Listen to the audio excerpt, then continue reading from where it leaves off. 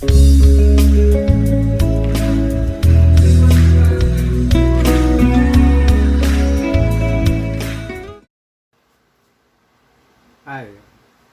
magandang araw po sa inyo lahat. Ito po si Brother Romy.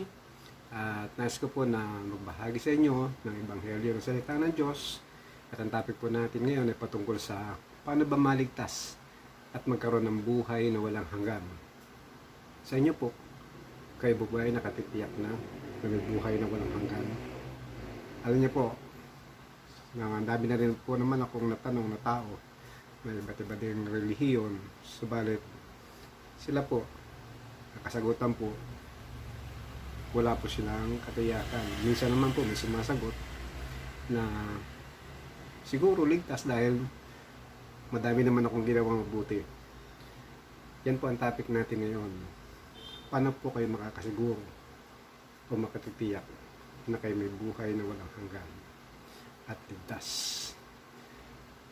Alam niyo po, bakit po napakadaming relihiyon? At madami na po relihiyon na may mga miyembro din. Bakit po sila nandun o bakit din po kayo nasa inyong relihiyon, inyong kinaaniban? Siguro po dahil sa nais nyo magkameron ng kaligtasan, makatiyak. Ngayon po, kung ating po pag-aaralan, saan po ba nakasalig ang relihiyon? Ano po bang aral ng mga religion? Kung ating pong pagbabatayan, ang religion po ay nakasalig sa gawa. Bawat religion po may kanya-kanya pong alituntunin na binibigay sa bawat miyembro o sa bawat papasok o sasapi sa kanilang religion. At ang bawat miyembro po kailangan po sumunod sa mga alituntunin o batas ng relihiyong kanyang pinapasukan. Kaya po madaming miyembro ng bawat religion na sumusunod sa kanilang mga kinainibang religion. Ngayon po, kung tatanungin din po naman natin ang bawat leader ng relihiyon, maging sila man po ay wala ding katiyakan sa kanilang kaligtasan. Sabi nga po ng Bible, kung ang nag-aakay sa bulag ay kapabulag, kapwa sila manghulog sa hukay. Alam po, ganyan na po ang nangyayari. Na kung nangaral sa iyo ay walang katiyakan, paano po kayo makakameron ng katiyakan?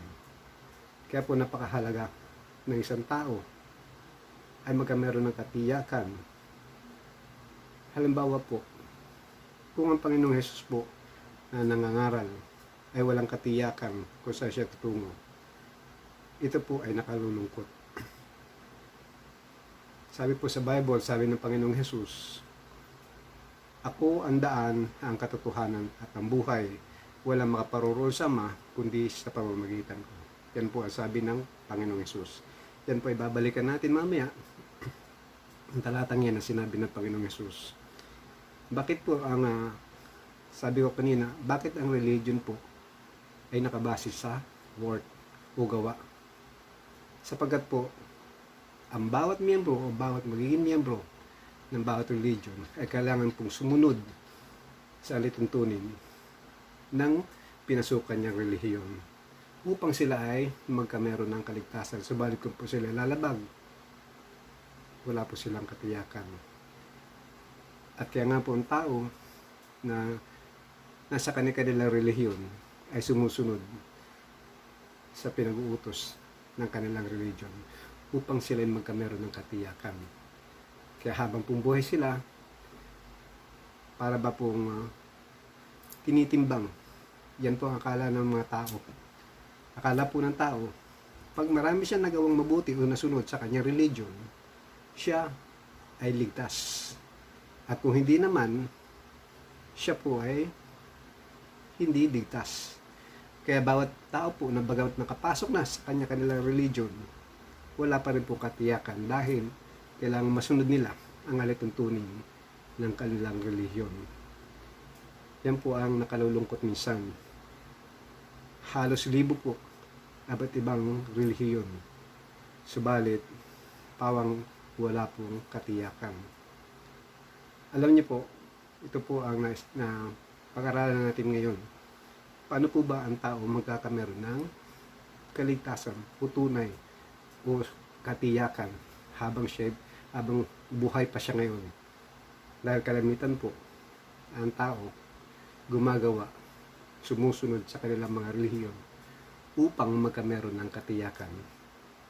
Kundi po sila makasunod sa kanilang relihiyon o pinag-uutos sa kanilang puso po,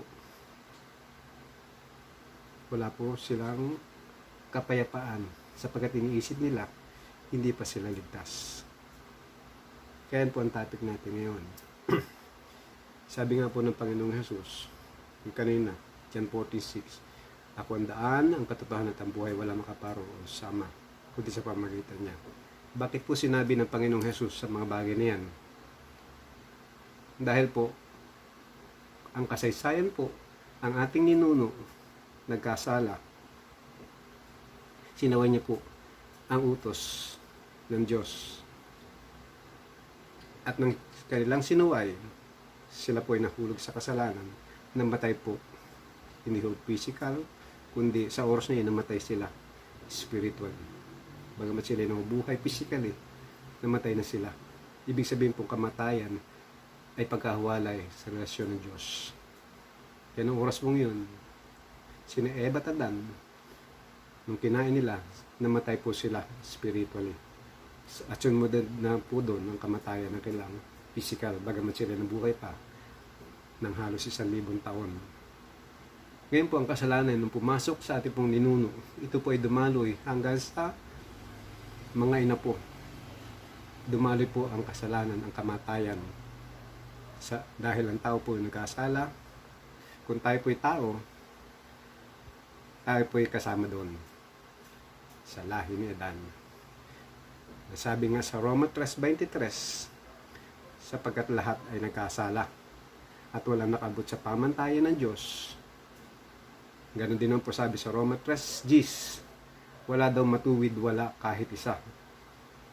Ngayon po, sabi sa Roma 6:23, ng kabayaran daw po ng kasalanan ay kamatayan. Yan po ang nangyari sa ating ninuno at maging sa atin po. Ngayon po, paano po maliligtas ang tao? Kaya po ba iligtas ng tao ang kanyang sarili o iligtas ng tao din ang kanyang kapwa? Yan po ay hindi mangyayari. Dahil po, ang bawat tao, sabi nga lahat nagkasala, ang bawat tao, maging pastor, ministro, pare, hindi po kayang iligtas ang kanyang sarili, maging ang kanyang kapwa. Dahil siya naman po ay may kasalanan taglay at ang kabayaran po ay kamatayan dun sa dagat-dagatang impyerno. Ngayon po, yan po ay napakasamang balita. Kung lahat po ay nagkasala, ibig po sabihin, lahat mapupunta sa dagat-dagatang impyerno. Sabi nga po din sa John 3:16, gayon na lang ang pag-ibig ng Diyos sa sanlibutan, kaya ibinigay niya ang kanyang bugtong na anak upang ang sino man sumampalataya sa kanya ay hindi mapahamak, kundi magkaroon ng buhay na walang hanggan. Ang kaligtasan po ay hindi sa pamamagitan ng gawa. Sabi nga kanina, akala na tayo tinitimbang, kung lamang ang mabuti, ligtas, at kung lamang ang masama, siya ay mapapahamak. Pero sino po ang magtatakda o ng standard kung pasado na? Akala po na iba, may mga puntos ang kasalanan. Kung ikay nakapatay, mas malaki ang puntos nun. Kung kaunti lang, o kaya pang-uumit, mababa. Pero hindi po ganun. Sabi ng Bible, ang lahat ay nagkasala. Isang kasalanan lang po, yung ginawa ni Eva at Adan. Sinuway nila ang pinagbabawal ng Diyos. Huwag kainin ang bunga ng punong kahoy. Sapagkat pag kinain niyo yan, sabi niya, mamamatay kayo. Kaya po ganoon. Kung sa eskwelahan po, kung sabi ng guro, ang passing natin ay 100,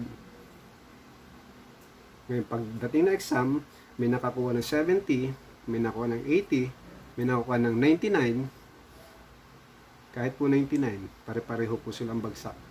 Dahil hindi po sila nakapasa sa pamantayan o do sa passing grade na 100. Ganun din naman po sa Diyos. Ang Diyos po ay perfect. Ang tao po ay nagkasala, kaya po nawalay, namatay spiritually. Yan po ang sitwasyon ng tao. Kahit nasabihin mabuti ang ginawa mo, still, makasalanan pa rin. Kaya hindi po batayan ang kaligtasan sa pamagitan ng mabuting gawa. Hindi ko po sinasabi na ang mabuting gawa ay hindi natin kailangan o hindi na tayo dapat gumawa ng mabuti. Hindi po yun. Kundi ibig ko sabihin po, ang kaligtasan po ay hindi sa pamamagitan ng mabuting gawa, kundi sa pamamagitan ng pananampalataya. Balik po tayo. Bakit po ang si Jesus ay nagkatawang tao? Hindi po siya nagkatawang pusa dahil hindi pusa ililigtas niya. Hindi po siya nagkatawang baboy dahil hindi naman po baboy ang ililigtas niya. Siya po ay Diyos na nagkatawang tao dahil ililigtas niya ang tao na hindi kayang iligtas ang kanilang sarili dahil sila nahulog sa kasalanan. Yan ang po ang tanging paraan na isang Diyos, si Kristo, nagkatawang tao upang sa kanyang pagkakatawang tao naranasan niya po kung ano nararanasan ng tao. Kung tayo po nagugutom, siya nagugutom, lahat po talagang nagkatawang tao, siya ay tao. Kung tayo po ay tinukso, si Jesus man po ay tinukso, bagamat hindi po siya nagkasala. Kaya hanggang sa kamatayan, wala po siyang kasalanan. Hindi po karapat-dapat na siya mamatay. Subalit dahil po, ililigtas na tayo. Siya namuhay na walang kasalanan para sa atin. At sa kanyang kamatayan sa krus, binayaran niya ang kasalanan ng sanlibutan. Ganito po yan. Halimbawa po, tayo po. Ito po, ang kasalanan. Sabi nga, gayon na lang pag-ibig ng Diyos sa sanlibutan, ibinigay niya ang kanyang bugtong na anak upang sino man sumampalataya di mapahamak. Nang siya po'y naparito ng katawang tao na muhay, walang kasalanan, at sa kanyang kamatayan, dinala niya ang kasalanan ng tao. Binayaran niya. At siya'y nalibing at muling nabuhay. Isang bagong buhay. Kaya po, ang kaligtasan po sa pamamagitan ng pananampalataya. Bakit po nasabi na si Jesus, na siya ang daan, ang katotohanan at ang buhay, walang makaparoroon sa Ama, kundi sa pamamagitan niya. Dahil po, siya lang po ang namuhay bilang tao na walang kasalanan. Kaya ang tao po, sabi ko nga kanina, hindi may liligtas ng kapwa-tao yung kapwa niya tao dahil sila man ay may kasalanan. Subalit si Kristo po ay wala. Alam niyo po, madaming tao po ang naghahanap ng daan. Daan po tungo sa langit. Sabi po ni Jesus, ako ang daan. Hindi niya po sinabi, ang ganitong relihiyon, ang daan, o itong relihiyong ito, ang daan tungo sa langit. Sabi po niya, ako ang daan. Marami pong tao naghahanap ng katotohanan. Sabi po ni Jesus, ako ang katotohanan. Hindi po natin masusumpungan yan sa relihiyon o sa tao. Dahil sabi ng Bible, lahat ng tao ay sinungaling. Subalit ang Diyos po ay hindi. Ang tao po ay naghahanap ng buhay. Alam niyo po, sabi ni Jesus, ako ang buhay. Siya po ang buhay na walang hanggan. Ang buhay po, hindi masusumpungan natin sa sino man tao o na sa relihiyon. Dahil po, si Jesus lang ang buhay na totoo. Kaya po, kung tayo po naghahanap ng daan, katotohanan at ang buhay, si Jesus po. Dahil si Jesus lang po ang nagbayad ng kasalanan ng tao. Ito po ay hindi nagawa ng anumang relihiyon. Dahil ang relihiyon po ay hindi namatay doon sa krus upang bayaran ang kasalanan ng tao. Yan po ang katotohanan. Kaya, maging grade 1 po, madaling tindihin yung sinabi ni Jesus. Sabi niya, ako ang daan, katotohanan at ang buhay. Walang makaparoroon sa Ama, kundi sa pamamagitan niya. Maliwanag po yan. Kung tayo po'y naghahanap ng katotohanan, si Jesus po ang katotohanan. Naghahanap po tayo ng daan, si Jesus po ang daan tungo sa langit. Nais niyo po magkameron ng buhay, si Jesus po ang buhay. Buhay na walang hanggan. Kaya po, yung topic nga po natin, paano po maligtas, paano magkaroon ng buhay na walang hanggan, ito lang po. Dapat nyo po malaman na kayo isang makasalanan, di nyo kayang iligtas ang inyong sarili. At manalig kayo na si Jesus ay namatay doon sa krus bilang kabayaran ng inyong kasalanan. Siya na libing kasama ng kasalanan. Kasalanan nyo, kasalanan ko, kasalanan ng sanlibutan, at siya muling nabuhay. Ibig sabihin po, hindi siya po nanatili na patay. Dahil kung siya nanatiling patay, paano po siya makapagliligtas? Ito po ang mabuting balita na si Jesus ay namatay para sa ating kasalanan, na libing at muling nabuhay. Kaya ito pong gagawin nyo upang magkameron kayo ng katiyakan, ng kaligtasan at buhay na walang hanggan. Pwede nyo po itong gawin. Kung kayo nagsusuot, anumang oras, sabihin nyo lang po, Panginoong Jesus, alam ko po na ako isang makasalanan, hindi ko po kayang iligtas ang aking sarili. Karapat dapat lang ako parusahan, sabalit alam ko po na ikaw ay namatay doon sa krus bilang kabayaran ng lahat-lahat ng kasalanan, past, present, future. At alam ko po, binayaran mo na. At ako po'y nananampalataya na yun ay sapat na. Alam ko po na kay Panginoon ang lahat-lahat. Yan po. At pag ginawa niyo po yun, sabi ni Jesus, ang sino mang nananampalataya sa Kanya may buhay na walang hanggan. At sinulat din naman po sa unang Juan 5:13, sabi ito, isinulat ko ito sa inyo upang malaman nyo na kayong nananampalataya sa Panginoon Jesus ay may buhay na walang hanggan. Ganun lang po ang kaligtasan. Hindi po sa pamagitan ng ating mga gawa. Gumawa man tayo ng mabuti, hindi po tayo nakaabot sa pamantayan. Kaya yan po ang dahilan kung bakit hindi sa mabuting gawa naliligtas ang tao, kundi sa pamamagitan ng pananampalataya sa ginawa ng Panginoong Jesus na siya nagbayad ng inyong kasalanan, ng kasalanan ng sanlibutan. Libre po ang kaligtasan. Hindi po ito pinaghihirapan. Hindi dapat kayo maghirap upang matamo kaligtasan. Yan po ibig sabihin ng mga sagawa maliligtas. Yan po ang pagkakaiba ng sa pananampalataya maliligtas. Tinanggap lang po natin. Binibigay po ng Diyos ang kaligtasan na libre, walang bayad. Kung kayo po ay binibigyan ng isang regalo, ano po gagawin nyo? Hindi ba po kukunin nyo lang yung regalo? Hindi nyo po babayaran. Kinukuha nyo lang po. Ganun po ang kaligtasan. Na minsan napakahirap sa tao na intindihin na yung palang kaligtasan ay libre, walang bayad. Alam niyo po, meron po isang halimbawa yan. May isang tao, ang sabi niya, bibigay ko sa iyo ang kotseng ito. Pero tuwing linggo, lilinisin mo yung bahay ko at ikay maglilinis ng bakuran tuwing linggo sa loob ng 10 taon. Libre po ba yun? Hindi po, may kondisyon. Pero ang kaligtasan po ng Diyos, ibinigay, wala pong bayad. Libreng libre. Maraming salamat po.